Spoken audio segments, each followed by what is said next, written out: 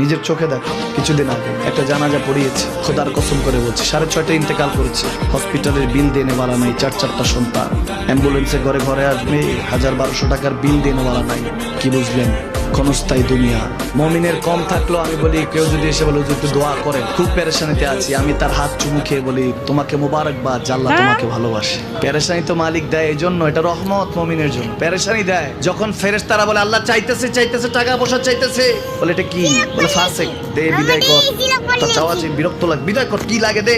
মমিন যখন চাইতে থাকে আল্লাহ আমাকে কিছু লাগে, যখন একটু করে চায় আমার মাটাকে সুস্থ করে দাও, বাবাটাকে আল্লাহ আমার স্ত্রীকে, আমার আমাকে একটু তৌফিক দাও, চাইতে থাকে মমিন। আল্লাহ বলে যখন ফেরেশতারা দেখে মমিন চাচ্ছে, দেরি করতে পারে না, তাড়াতাড়ি খাজানা নিয়ে দিতে নেবে, আল্লাহ বলে রাখোস না, এত তাড়াহুড়া কিসে? তার চাওয়ার মধ্যে তো প্রেম আছে, একটু চাইতে দেস না। থাকুক না মমিন আর একটু পেরেশান, থাকুক না, থাকতে দেস না।